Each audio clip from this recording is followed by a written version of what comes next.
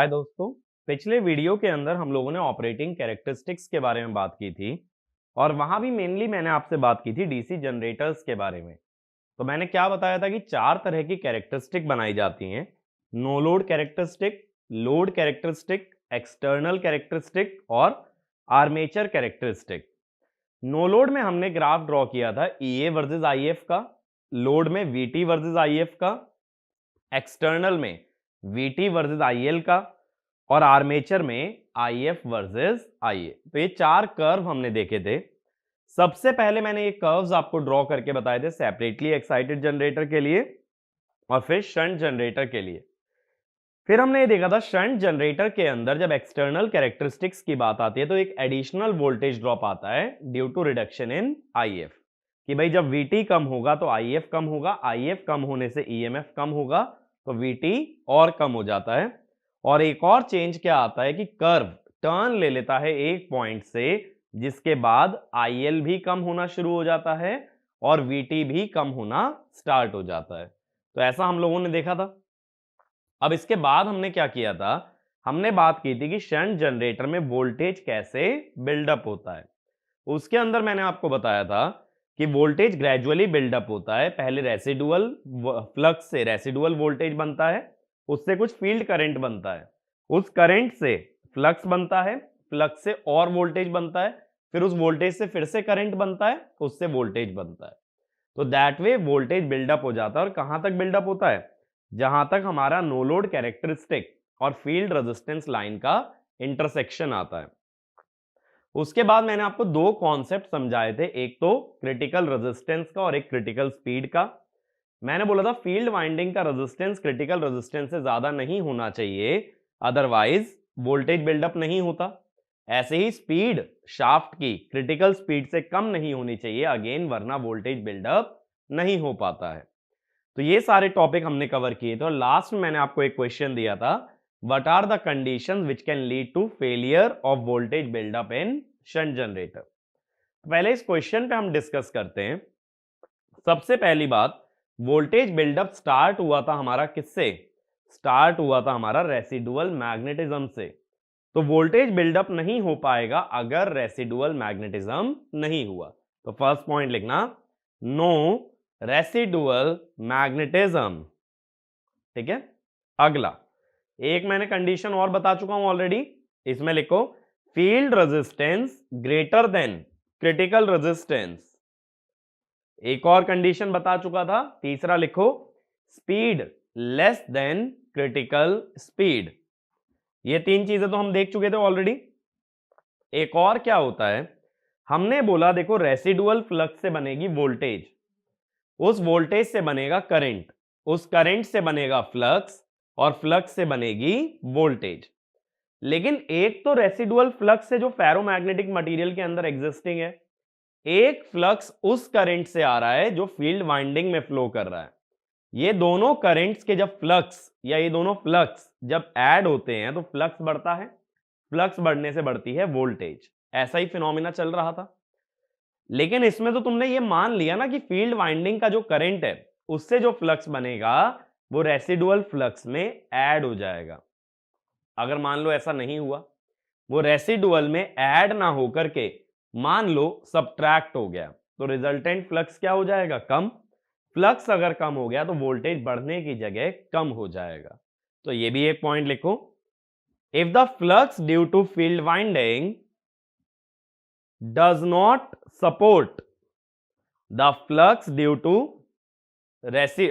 does not support the residual flux, then voltage buildup does not occur, then voltage buildup does not occur।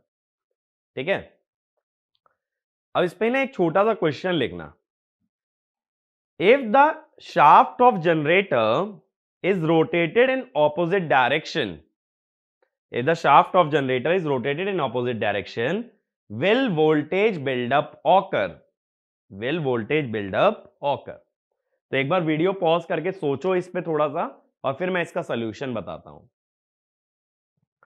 अब जो लोग solution जानना चाहते हैं या जो लोग सॉल्व कर चुके हैं तो बातें पहले इसके बारे में बात करते हैं। देखो कि रेसिडुअल फ्लक्स मान के चलो कुछ है, रेसिडुअल फ्लक्स डेंसिटी हमारी है सपोज बी आर, तो इससे एक रेसिडुअल ईएमएफ बनेगा,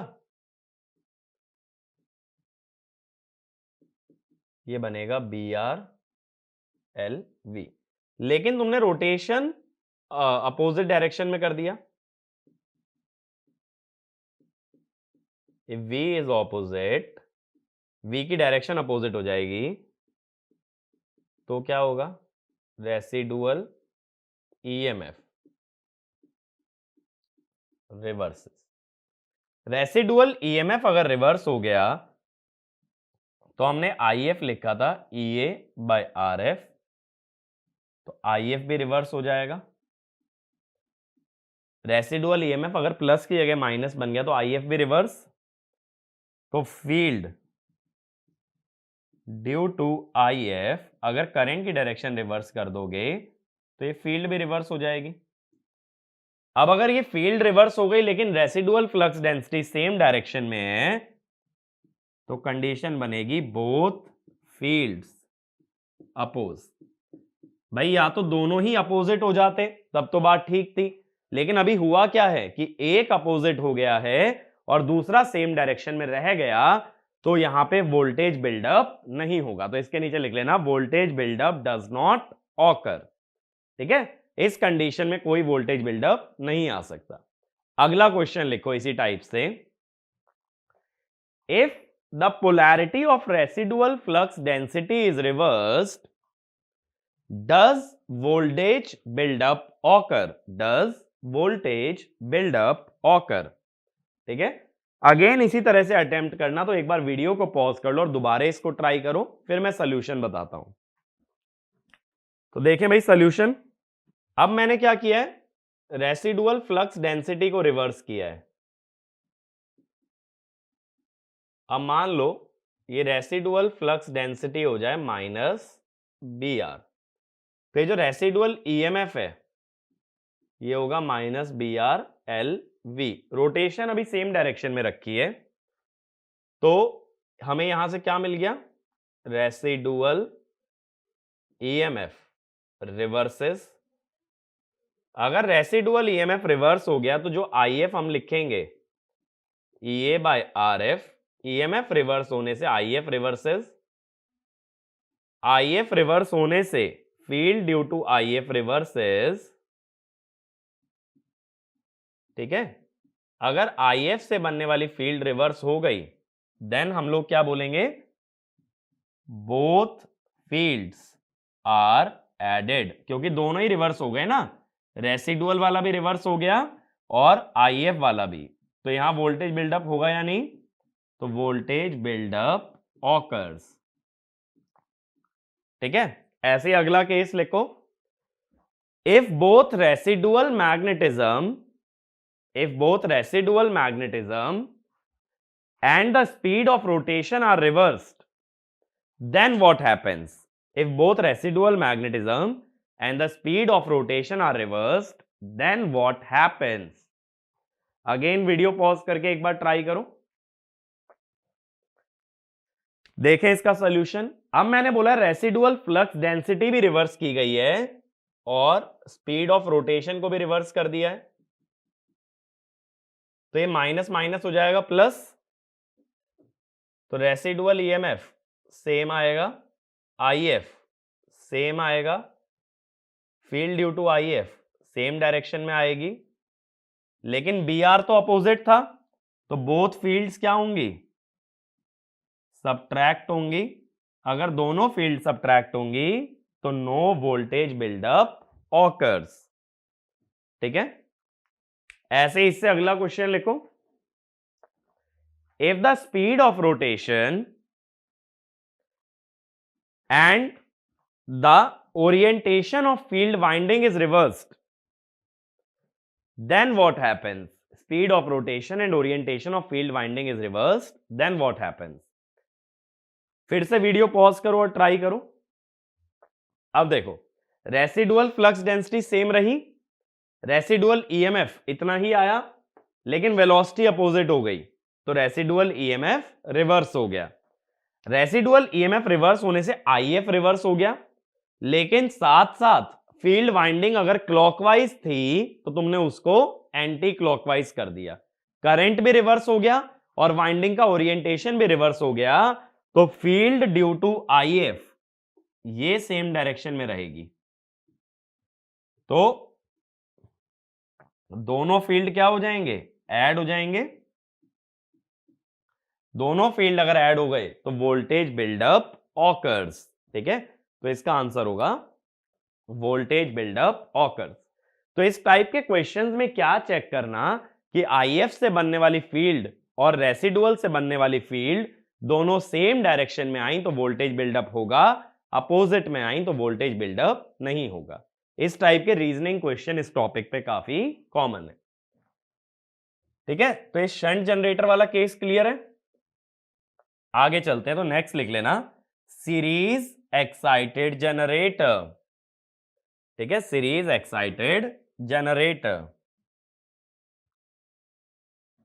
अब सीरीज एक्साइटेड जनरेटर में क्या होता है कि जो फील्ड वाइंडिंग है that is in series with armature. अगर वो सीरीज विद आर्मेचर आ गई तब क्या होगा,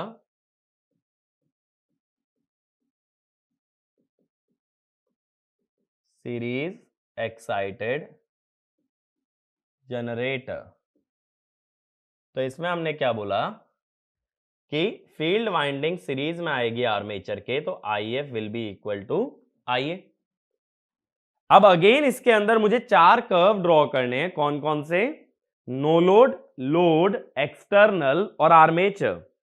पहले बात कर लेते हैं नो लोड कैरेक्टरिस्टिक की। अब नो लोड कैरेक्टरिस्टिक में क्या होगा कि तुम्हारा जो लोड करंट है, लोड करंट तो आईए ही होता है ना, एक बार मैं फिर भी ग्राफ ड्रॉ कर देता हूं। कैसे होता है, ये फील्ड वाइंडिंग आ जाती है जिसका रेजिस्टेंस आरएससी होता है, या आर्मेचर का रेजिस्टेंस आरए हो जाता है। ठीक है, और ये ईएमएफ, ये मत सोचना ये तो मैंने इंडक्टर बना दिया और रेजिस्टेंस लिख रहा हूं, वो वाइंडिंग दिखाई है। और डीसी में वाइंडिंग में सिर्फ क्या दिखाया जाता है, रेजिस्टेंस। अब देखो यहां तो आईए और आईएल बराबर ही हैं सीरीज के अंदर, तीनों बराबर चल रहे हैं ना। अब ये तीनों क्वांटिटीज जब बराबर चल रही हैं तो क्या होगा, जब नो लोड कैरेक्टरिस्टिक की बात करोगे, देखो सबसे पहले मैं किसकी बात कर रहा हूं, पहला ग्राफ हमेशा बनता है नो लोड कैरेक्टरिस्टिक्स। इसमें हम क्या कहते हैं, ये ग्राफ होता है ईए वर्सेस आईएफ, जबकि लोड करंट क्या रहे, 0 और स्पीड रहे कांस्टेंट। लेकिन इस केस में देखो आईएल और आईएफ तो बराबर हैं, अगर तुम लोड हटा दोगे या आईएल 0 कर दोगे तो आईएफ ऑल्सो गोज टू 0। इसीलिए यहां नो लोड कैरेक्टरिस्टिक बना पाना इम्पॉसिबल है। अगर लोड नहीं जोड़ोगे तो फील्ड वाइंडिंग में कोई करंट आएगा ही नहीं। इसीलिए इसमें भी क्या करते हैं कि फील्ड वाइंडिंग को डिस्कनेक्ट करके इस मशीन को बना लो सेपरेटली एक्साइटेड, और तब इसका नो लोड कैरेक्टरिस्टिक ड्रॉ किया जाए। तो इसमें लिखना in absence of load the field winding does not carry any current, so no load characteristics cannot be plotted and hence the machine must be run as a separately excited machine in order to draw no load characteristic। ठीक है, in order to draw no load characteristic। बात मेरी clear हुई, separately excited की तरह चलाना पड़ेगा। अगला ग्राफ कौन सा होता है, लोड कैरेक्टरिस्टिक्स। अब लोड कैरेक्टरिस्टिक का ग्राफ होता है VT versus IF, where IA and N are constant. Again लेकिन आईएफ और आईए तो बराबर हैं, और इधर तुम कह रहे हो आईए कांस्टेंट रखना है और ग्राफ ड्रॉ करने में आईएफ को वेरी करना है। आईएफ को वेरी भी करना है और आईए को कांस्टेंट भी रखना है। अगेन इस कंडीशन में क्या करना पड़ता है, इसको सेपरेटली एक्साइटेड की तरह चलाना पड़ता है। तो इसमें लिखना इफ आईए remains constant if can not B varied and hence series generator must be operated as separately excited generator in order to draw load characteristic. तो मोस्ट इंपॉर्टेंट कैरेक्टरिस्टिक्स पे हम आते हैं, एक्सटर्नल कैरेक्टरिस्टिक। अब एक्सटर्नल कैरेक्टरिस्टिक किसके बीच में बनती है? VT versus IL। लेकिन इस मशीन में IL तो IF के ही बराबर है। तो देखो, अगर नो लोड कैरेक्टरिस्टिक्स पे जाते,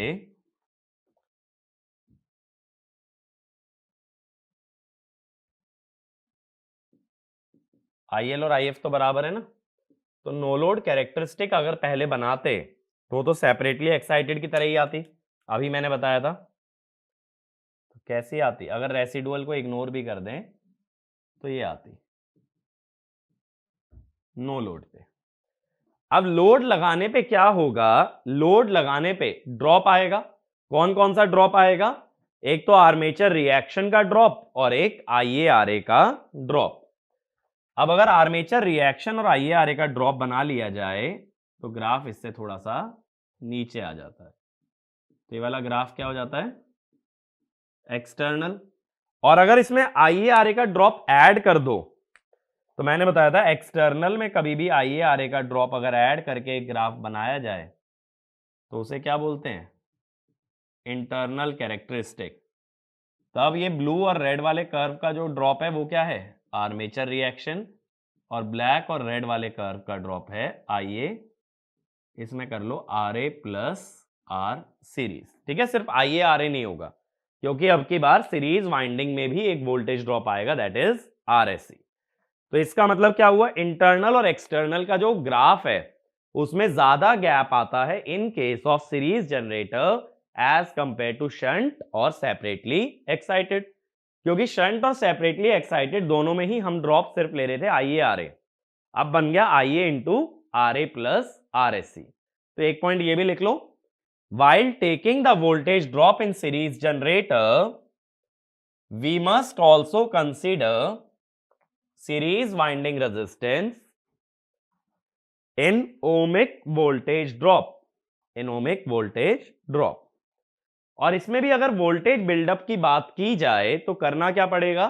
रेसिडुअल फ्लक्स से कुछ वोल्टेज बनेगा, उससे करंट बनेगा, और उस करंट से दोबारा क्या बनेगा? Voltage buildup. तो इसमें ये भी लिखो, residual flux produces a small voltage which circulates a certain field current which increases the overall flux and hence voltage increases, which again increases the field current, and this regenerative process continues for voltage buildup।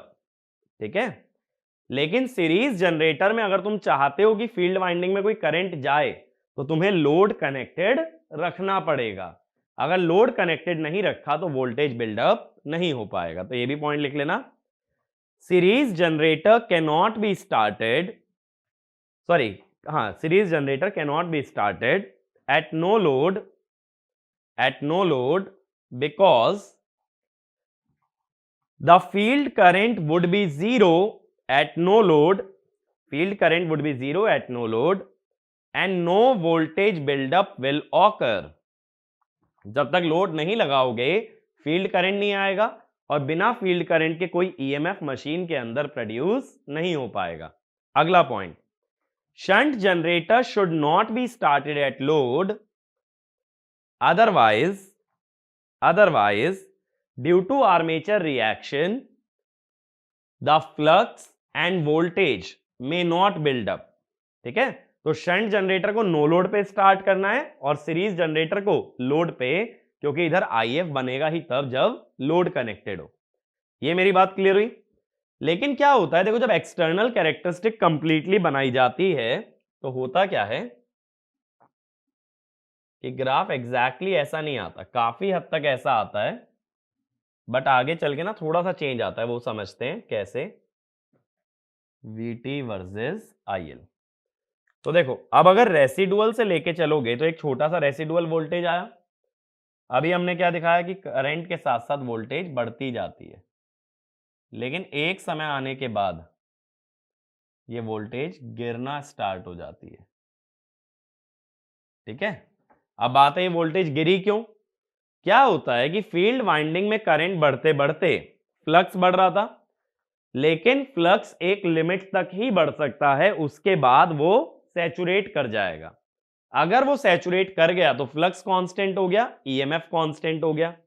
Flux और EMF constant अगर हो गया और उसके बाद भी तुमने current बढ़ाया तो आर्मेचर रिएक्शन का जो ड्रॉप है और जो IaRa वाला ड्रॉप है, that reduces the terminal voltage. तो इसमें लिखना in series machine IF equal to IL, so with increase in load current the field current increases and hence the voltage also increases, but after a certain field current the field flux saturates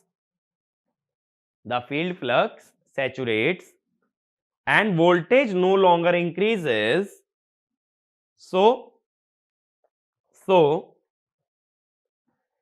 if load current is further increased, the terminal voltage reduces due to armature reaction and ohmic drop। ठीक है, armature reaction and ohmic drop. तो ये वाला जो EMF है ये तो residual EMF हो गया।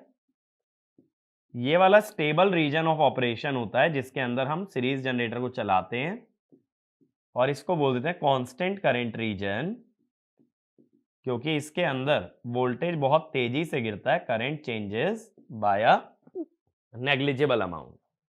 ठीक है, करंट बहुत कम चेंज होता है और वोल्टेज बहुत ज्यादा। अब आर्मेचर कैरेक्टरिस्टिक है, उसमें भी क्या है भाई, IF वर्सेस IA का ग्राफ बनाना है way by keeping VT constant.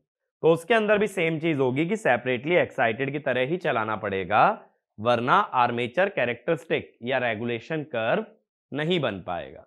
ठीक है, और इस वाले पॉइंट का नाम भी लिख लेना इस ग्राफ में, इसको बोल दोगे break down point. Maximum point को ब्रेक डाउन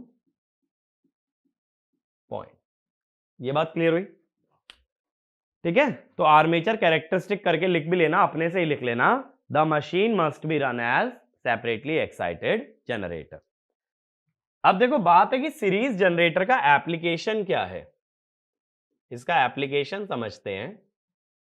हम ये बोलते हैं कि सीरीज जनरेटर का जो एप्लीकेशन होता है ना, ये एक वोल्टेज बूस्टर की तरह यूज किया जाता है। अब ये वोल्टेज बूस्टर क्या चीज है, देखो क्या होता है, जब कभी पावर ट्रांसमिट करते हो ट्रांसमिशन लाइन में, भले ही एसी हो या डीसी, उस ट्रांसमिशन लाइन में करंट फ्लो करने से धीरे धीरे वोल्टेज कम होता जाता है। अब वोल्टेज कम होता जाता है और तुम्हें वोल्टेज कंज्यूमर तक जो पहुंचाना है वो तो रेटेड वोल्टेज है। अब कंज्यूमर जैसे मैं हूं, मुझे रेटेड वोल्टेज चाहिए, लेकिन जब पावर स्टेशन से यहां तक पावर आई तो लगातार वोल्टेज ड्रॉप होती चली गई, तो मुझे रेटेड तो नहीं मिल पाएगा। यानी बीच में कहीं ना कहीं जो ड्रॉप आया है उसे कंपेंसेट करना पड़ेगा, या जितना रिडक्शन आया है उतना इंक्रीमेंट देना पड़ेगा। वहां हमारा सीरीज जनरेटर यूज हो जाता है। देखो कैसे, मान लो पावर तुमने जनरेट की है एक शंट जनरेटर से। ठीक है, पावर हमने जनरेट कर दी एक शंट जनरेटर से, यह RSH हो गया। अब यहां पे एक फीडर आ गया, एक वायर आ गई, मान लो इसने वोल्टेज ड्रॉप दिया। अब मुझे लगा भाई वोल्टेज तो बहुत कम हो गई है, तो मैंने आगे क्या किया, मैंने एक सीरीज जनरेटर लगा दिया।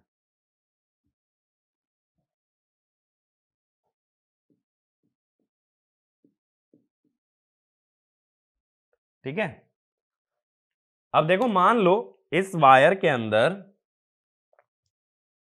I करंट गया और इसका रेजिस्टेंस मान लो R। दोनों का मिला के मान लो आर को बोल दो लूप रेजिस्टेंस। लूप रेजिस्टेंस का मतलब क्या होता है ना कि दोनों वायर का, यानी बोथ वायर्स का इंक्लूड करके मैं बोल रहा हूं। तो ड्रॉप कितना आया इसकी वजह से? ड्रॉप आया IR। मुझे इस ड्रॉप को कैंसिल करना है, तो देखो ड्रॉप तो ऐसे आ रहा है प्लस माइनस, तो मैंने कैंसिल करने के लिए EMF कैसा बना लिया? Minus plus. तो इंक्रीमेंट कितना हो जाएगा?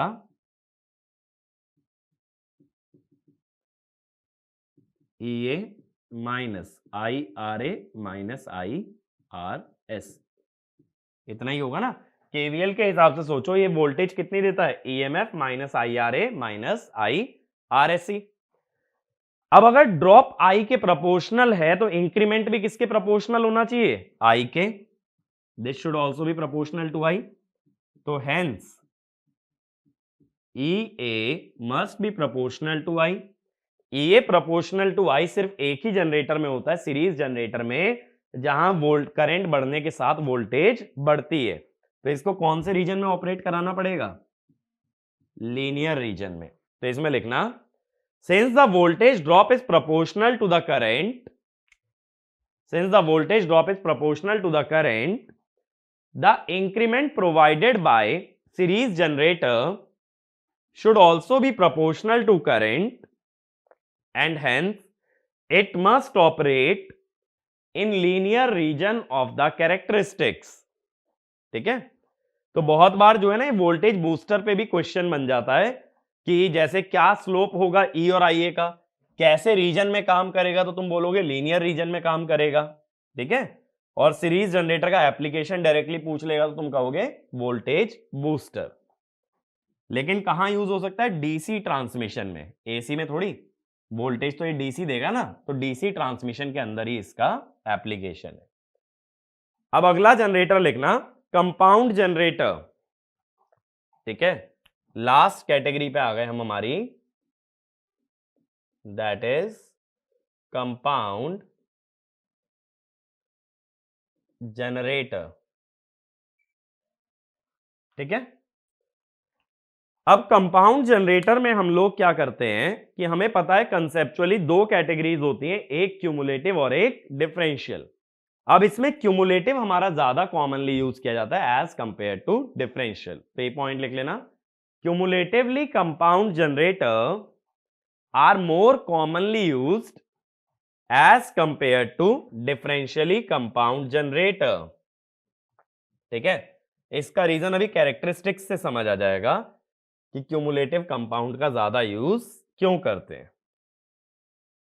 अब मैंने बताया था ना, क्यूमुलेटिव कंपाउंड के अंदर भी तीन कैटेगरीज बन जाती हैं, ओवर कंपाउंड, लेवल कंपाउंड और अंडर कंपाउंड। अब सबसे पहले इसके अंदर लिख लो नो लोड कैरेक्टरिस्टिक।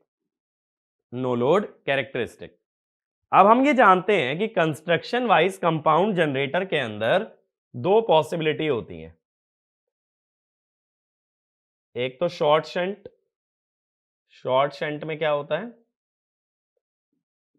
पहले शंट वाइंडिंग का रेजिस्टेंस आता है और बाद में आता है सीरीज वाइंडिंग का। ठीक है। ये है अपनी शॉर्ट शंट। और लॉन्ग शंट की जब बात करोगे,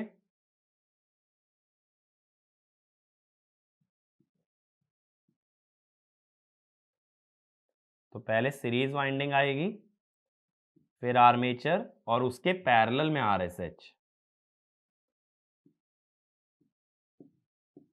तो ये किसका हो गया? अपना लॉन्ग शंट। अब नो लोड कैरेक्टरिस्टिक में हम क्या जानते हैं? जब मैं नो लोड कैरेक्टरिस्टिक्स की बात ही कर रहा हूं, तो मैं ये तो जानता हूं नो लोड पे कोई लोड कनेक्टेड नहीं है, जिसका मतलब है कि IL must be zero. IL अगर जीरो हो गया तो ये RSC का कोई रोल नहीं रह गया। ठीक है। शॉर्ट शंट के अंदर क्योंकि RSC में कौन सा करंट जाता है? IL। तो शॉर्ट शंट,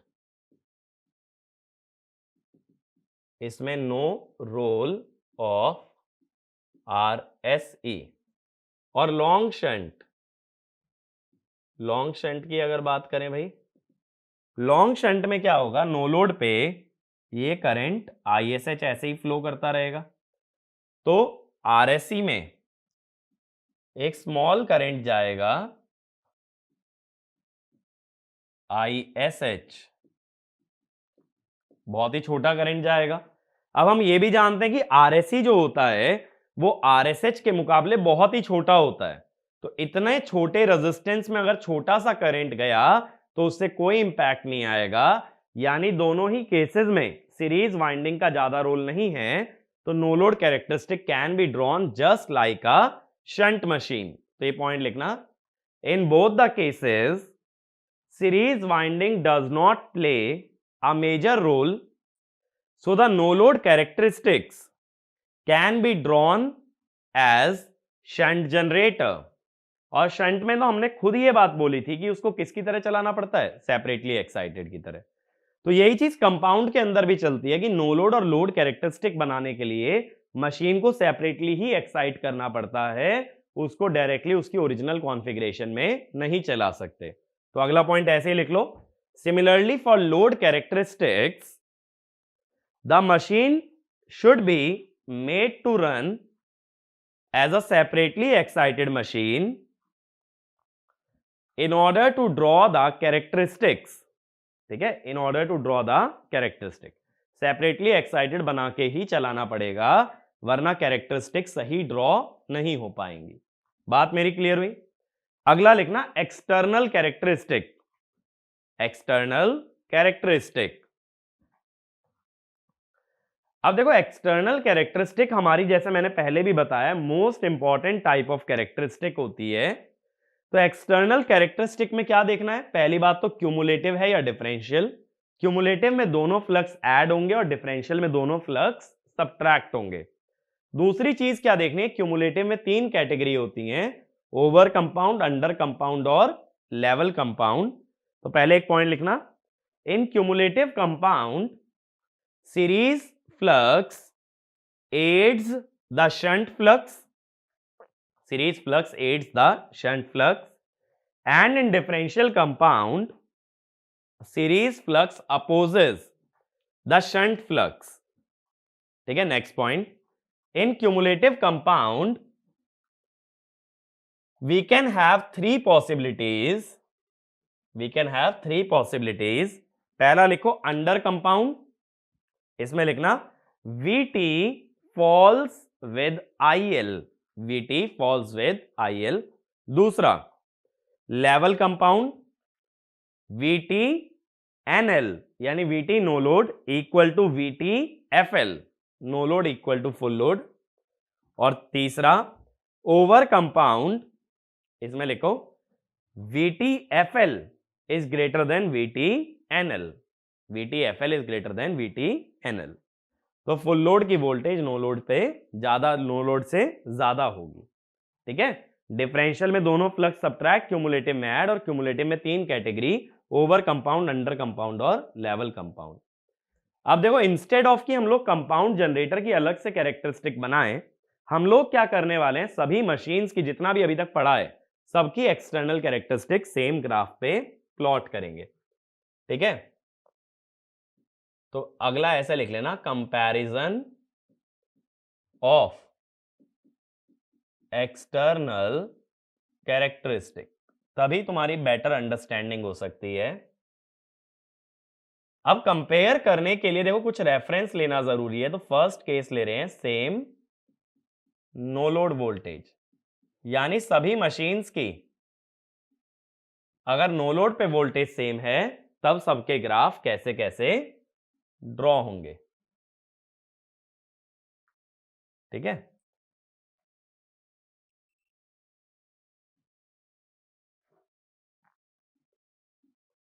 ये VT है और ये IL है।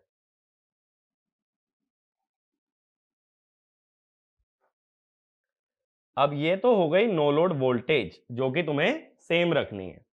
सबसे पहले शुरू करते हैं भाई सेपरेटली एक्साइटेड से। सेपरेटली एक्साइटेड में हमने क्या देखा था, VT IL के साथ साथ गिरता है दो रीजन से, IaRa का ड्रॉप और आर्मेचर रिएक्शन का ड्रॉप। तो सेपरेटली एक्साइटेड का ग्राफ जो है इस तरीके से बन जाता है, दिस इज सेपरेटली एक्साइटेड। फिर देखा शंट का ग्राफ। शंट के ग्राफ में क्या हुआ था, उसके अंदर 3 रीजंस आ गए थे, एक आईएफ का घटना एक और रीजन था। इस वजह से शंट का जो ग्राफ है वो इसके नीचे से जाएगा, ठीक है, आगे से वो घूमेगा भी, बट वहां तक हम ड्रॉ नहीं कर रहे, आगे से घूम के लौटता है ना, तो वो भी होगा। ये हो गया शंट का ग्राफ। अब इसके बाद सीरीज का। सीरीज में नो लोड पे कोई फील्ड करंट नहीं होता, जब लोड ही नहीं लगाया तो फील्ड करंट कहां से आएगा, इसीलिए नो लोड पे उसमें कौन सी वोल्टेज दिखाते हो, रेसिडुअल। तो उसमें यहां पे ग्राफ नहीं ड्रॉ कर सकते सीरीज का, क्योंकि उसकी नो लोड की वोल्टेज बहुत छोटी रहेगी, उसकी नो लोड की वोल्टेज इनके बराबर नहीं आ सकती। तो ये वाला पॉइंट लिख लेना, in series generator no load voltage is approximately 0, so we cannot draw characteristics of series generator keeping no load voltage same as other generators, ठीक है, उसकी इनके बराबर नहीं हो सकती। तो कंपाउंड पे आते हैं। अब देखो पहले मैं क्या कर देता हूं ना, यहां पे फुल लोड वाला करंट दिखा देता हूं मैं। कंपाउंड पे आओ, सबसे पहले अंडर कंपाउंड। अब कंपाउंड के अंदर भी 2 तरीके की पॉसिबिलिटी है, एक तो डिफरेंशियल और एक क्यूमुलेटिव। तो पहले मैं क्यूमुलेटिव पे बात कर रहा हूं। क्यूमुलेटिव के अंदर 3 कैटेगरी है, अंडर, लेवल और ओवर। लेकिन क्यूमुलेटिव में यह गारंटी है कि जो सीरीज का फ्लक्स है वो शंट के फ्लक्स में ऐड होगा। अगर ऐड होगा तो ओवरऑल फ्लक्स ज्यादा मिलेगा, फ्लक्स ज्यादा मिलेगा तो वोल्टेज भी ज्यादा मिलेगी। तो एक पॉइंट ये लिख लो, in cumulative compound machine the voltage obtained is higher than separately excited and shunt machine due to series flux increasing the overall flux. Series flux total flux को बढ़ाता है, इसी वजह से वोल्टेज भी ज्यादा आता है। तो देखो अंडर कंपाउंड का जो ग्राफ रहेगा ना, वो सेपरेटली एक्साइटेड से ऊपर जाएगा, यूसी माने अंडर कंपाउंड। घट रहा है जरूर, लेकिन शंट और सेपरेटली एक्साइटेड के मुकाबले कम डिक्रीज हो रहा है। अब इसके बाद क्या था, लेवल कंपाउंड। उसमें हमने बोला नो लोड और फुल लोड पे सेम वोल्टेज मिलेगा। तो देखो जहां से शुरू हुआ है फुल लोड पे भी उसी पॉइंट पे इंटरसेक्ट कर रहा है। ओवर कंपाउंड में क्या बोला कि फुल लोड पे ज्यादा मिलना चाहिए।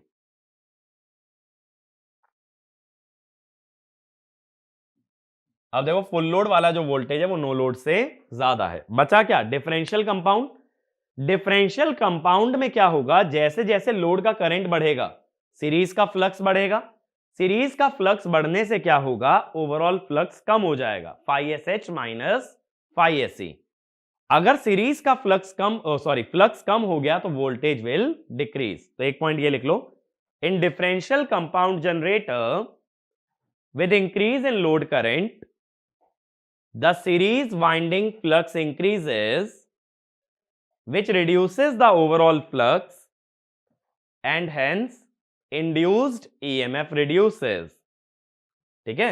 इसीलिए डिफरेंशियल कंपाउंड का जो ग्राफ है ना वो बहुत ही तेजी से गिरता है, सबसे तेजी से गिरता है डिफरेंशियल कंपाउंड। बात मेरी क्लियर हुई, क्योंकि उसका फ्लक्स करंट के साथ बहुत ही तेजी से रिड्यूस होने वाला है। बट ये क्लियर है ना इसमें सीरीज क्यों नहीं बनाया, ठीक है। अब अगली कैटेगरी पे आते हैं। मैंने बोला कि ग्राफ बनाने के 2 तरीके हैं, या तो तुम सेम नो लोड वोल्टेज ले लो, या दूसरा तरीका होता है कि सेम फुल लोड वोल्टेज ली जाए। Second option is same full load voltage.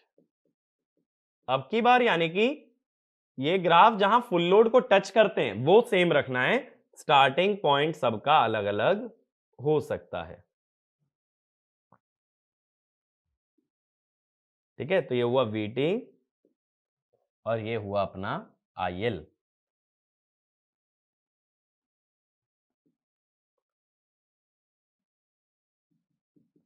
IFL VNL। अब सबसे पहली चीज सोचो, हमें यह तो पता है नो लोड से फुल लोड तक ज्यादातर वोल्टेज रिड्यूस होती है। अब रीजन या तरीका समझना इस ग्राफ से उस ग्राफ पे कैसे जाते हैं। मान लो ये वाली वोल्टेज मैंने ली थी भाई 500, शंट में आई जैसे मान लो 480, इसमें आई, ये लिखना मत, ये मैं तुम्हें बस एग्जांपल देके समझा रहा हूं, 490, इसमें 495, इसमें 500 और इसमें 520 ऐसे आई सपोज। यानी शंट में कितना डिक्रीमेंट आया, शंट में ये वाली ना नो लोड की जगह फुल लोड वोल्टेज कर लेना, शंट में कितना डिक्रीमेंट आया 20 का। अब मान लो मैं कहता हूं फुल लोड पे 500 मिल रही है, तो नो लोड पे कितनी मिली होगी 520। भाई खुद ही सोचो ना, नो लोड वाली वोल्टेज तो ज्यादा ही होगी, तो अगर फुल लोड पे 500 मिल रही है तो नो लोड पे कितनी मिलेगी, 500 से ज्यादा ही मिलेगी, 520 होगी। ऐसे ही सेपरेटली एक्साइटेड की फुल लोड अगर 500 है तो 10 का डिक्रीमेंट था, तो नो लोड वाली 10 ज्यादा होगी। जैसे यहां 490 थी तो नो लोड वाली 10 ज्यादा थी 500, ऐसी अगर 500 होती तो नो लोड वाली 510। इसमें 5 का डिक्रीमेंट था, अगर यहां 500 लूंगा तो यहां 5 ज्यादा लोगे 505। इसका मतलब क्या हुआ देखो, शंट वाली ज्यादा ऊपर से शुरू होगी, ये हुआ शंट 520 से शुरू हुई, इसके नीचे से शुरू होगी सेपरेटली एक्साइटेड 510 से, ये हुई सेपरेटली एक्साइटेड, और इसके भी नीचे से शुरू होगी अंडर कंपाउंड, इसके भी नीचे से शुरू हुई 505 से। लेवल कंपाउंड का क्या है भाई, जहां से शुरू होगी उतनी ही फुल लोड पे वो वोल्टेज भी देगी, ये हुई लेवल कंपाउंड। ओवर कंपाउंड में नो लोड की वोल्टेज फुल लोड से कम होती है, तो ओवर कंपाउंड में क्या होगा, वोल्टेज नीचे से शुरू होगी,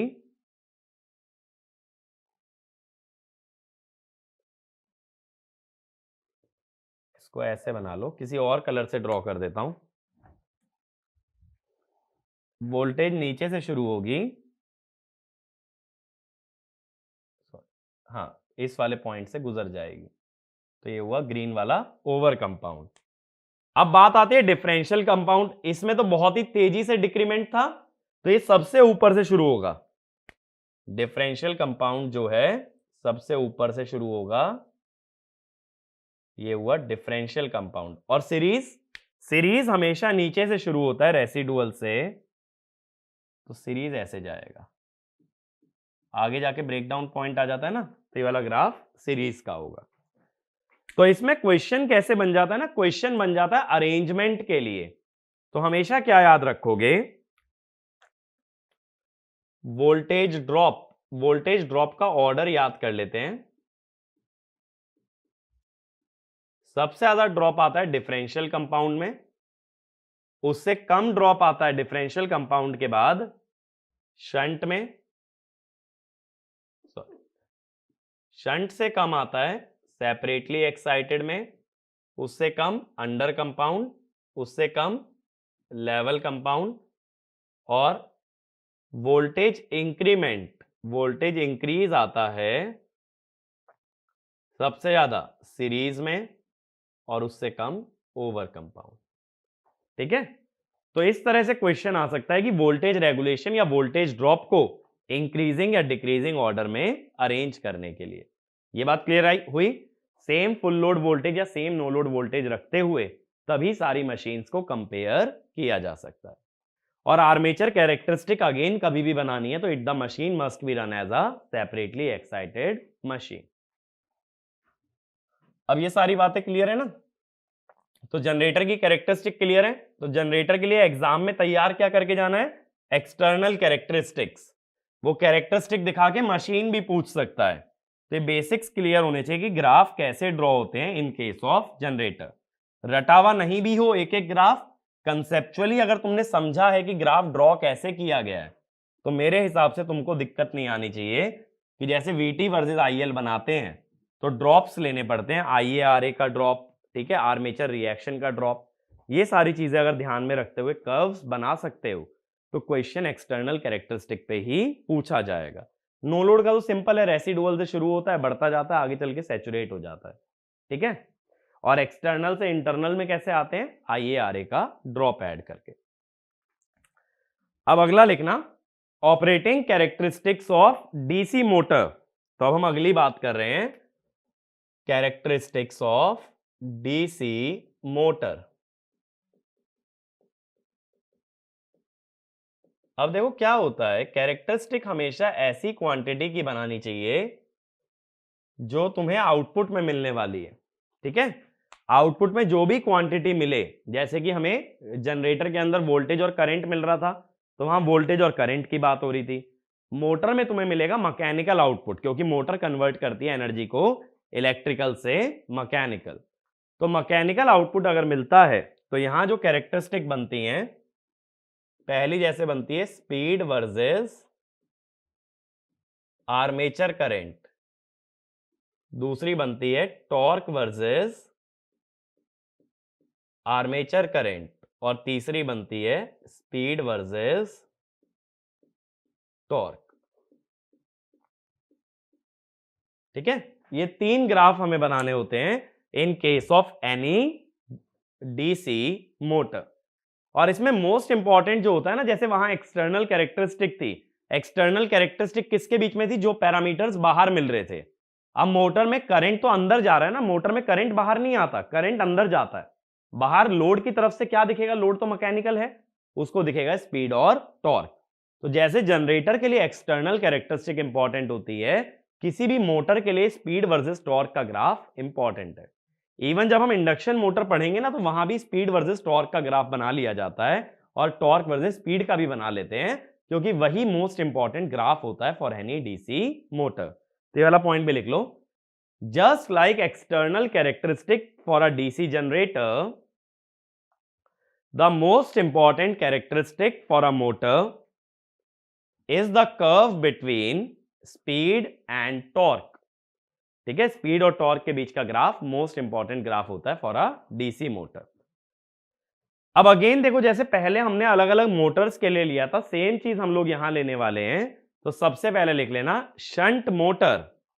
शंट मोटर, शंट मोटर से इसलिए शुरू कर रहे हैं, सेपरेटली एक्साइटेड और शंट दोनों का कैरेक्टरिस्टिक सेम आता है। तो इसमें एक पॉइंट लिखना, if Vt is kept fixed for a DC motor, if Vt is kept fixed for a DC motor, sorry DC shunt motor कर लेना। देखो शंट मोटर का सर्किट कैसा होगा, ऐसे होगा ना,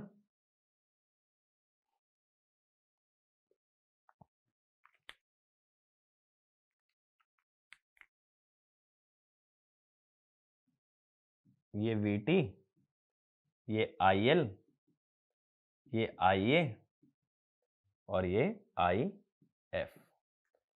तो डीसी शंट मोटर में ये IF कितना हो जाता है, सोचो तो, Vt बाय RSH।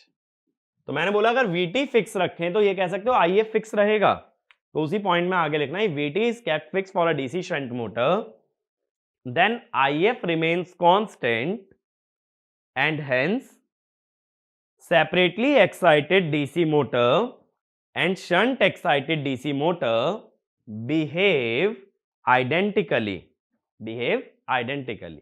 ठीक है, जो कि सेपरेटली एक्साइटेड का भी फील्ड करंट फिक्स रखते हैं, करंट कांस्टेंट रहेगा, शंट में भी करंट कांस्टेंट है, तो कोई फर्क तो आएगा नहीं। अब देखो ग्राफ अगर शंट के लिए ड्रॉ करने हैं, तो सबसे पहले मैं आ रहा हूं स्पीड वर्सेस आईए वाले ग्राफ पे। तो मैं शॉर्ट में लिख देता हूं, फर्स्ट है ओमेगा वर्सेस आईए। अब देखो मोटर के ग्राफ ना जनरेटर से बहुत ज्यादा आसान होते हैं, क्योंकि सारा इक्वेशन पे चलता है। कैसे, हम ईएमएफ की इक्वेशन जानते हैं, Km फाई ओमेगा। वैसे ना अक्सर यहां ओमेगा एम भी लिख देते हैं, क्योंकि मैकेनिकल स्पीड होती है, ओमेगा का मतलब फ्रीक्वेंसी भी हो सकती है 2πf, इसीलिए अब जब कभी स्पीड की बात करो ना तो एम लगा दिया करो मैकेनिकल के लिए। तो यहां से ओमेगा एम कितना आ गया, EA बाय Km फाई। अब EA अगर KVL से लिखा जाए तो ये होगा VT minus IARA by Km phi. Equation आ गई वीटी और आईए में, सॉरी ओमेगा और आईए में। ओमेगा और आईए में अगर इक्वेशन आ गई तो ग्राफ भी बना सकते हो।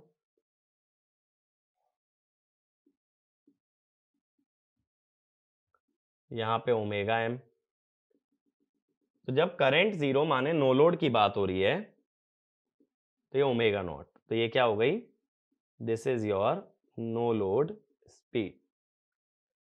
अब हमें क्या दिख रहा है, आईए बढ़ने के साथ साथ ये न्यूमरेटर कम होता जाएगा तो स्पीड कम हो जाएगी, तो हम कहते हैं कि स्पीड शुड रिड्यूस विद आईए।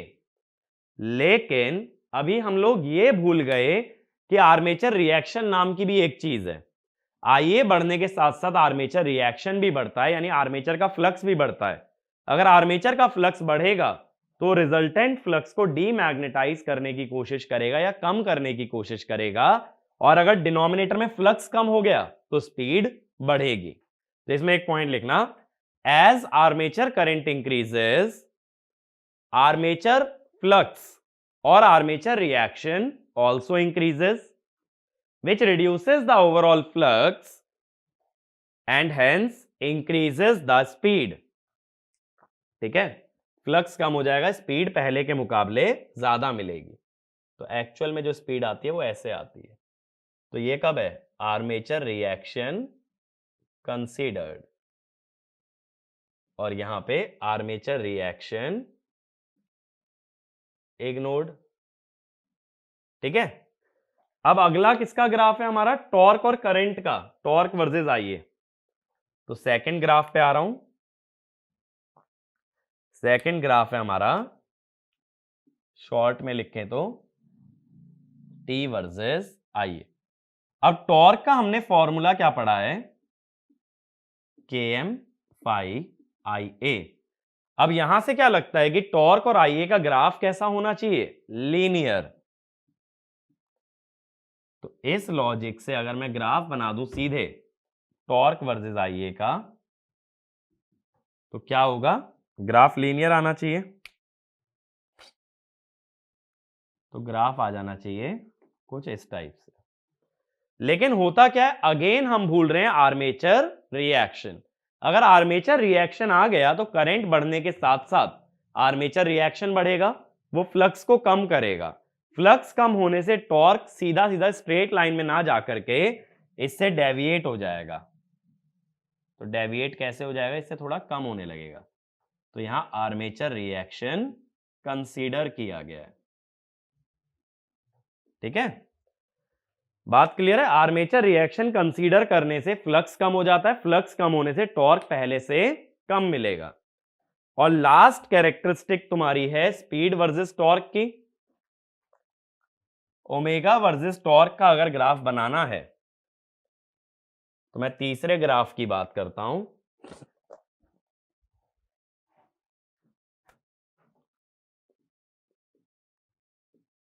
Omega versus T.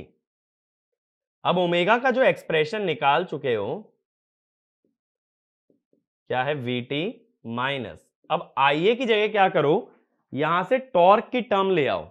ये जो इक्वेशन है ना, तो आईए को किसकी टर्म में लिख दो, टॉर्क। तो क्या लिखोगे, T R A by K M phi upon K M phi. तो ये हुआ V T by K M phi minus T R A by K M phi square. अब इससे क्या दिख रहा है कि ओमेगा वर्सेस टॉर्क का जो ग्राफ आएगा वो भी लीनियर ही आना चाहिए, क्योंकि टॉर्क के साथ तो स्ट्रेट लाइन की इक्वेशन बन रही है ना। लेकिन अगेन जब आर्मेचर रिएक्शन की बात करोगे तो फ्लक्स को कम करेगा। फ्लक्स अगर कम हो गया तो डिनोमिनेटर कम हो जाएगा, जिससे कि स्पीड ज्यादा आएगी। तो देखो फिर से मैं क्या करता हूं, ग्राफ बनाने के लिए पहले no load speed omega naught या ओमेगा एम नॉट कर दो। कायदे से ग्राफ लीनियरली डिक्रीजिंग आना चाहिए, लेकिन ये कब, जब आर्मेचर रिएक्शन नेग्लेक्टेड रहे। लेकिन अगर कंसीडर कर लें तो फ्लक्स कम हो जाएगा, फ्लक्स कम होने से स्पीड पहले के मुकाबले थोड़ी ज्यादा आएगी।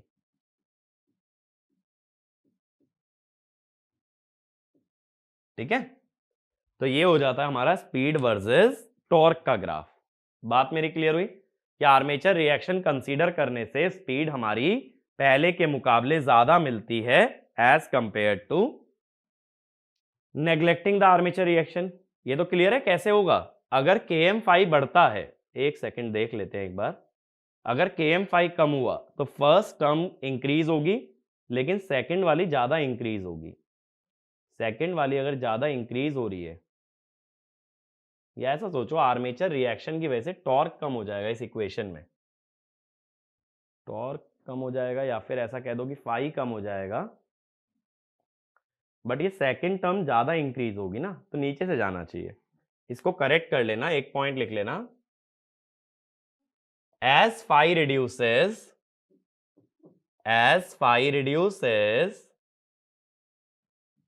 the increment in second term is more than the first term, so overall omega reduces as compared to the condition with armature reaction ignored, ठीक है। ये बात क्लियर हुई कि सेकंड टर्म में जो इंक्रीमेंट है वो ज्यादा आएगा, क्योंकि इसमें स्क्वायर चल रहा है। मान लो 5 रह गया 0.9, तो 1/0.9 1.11 बन गया।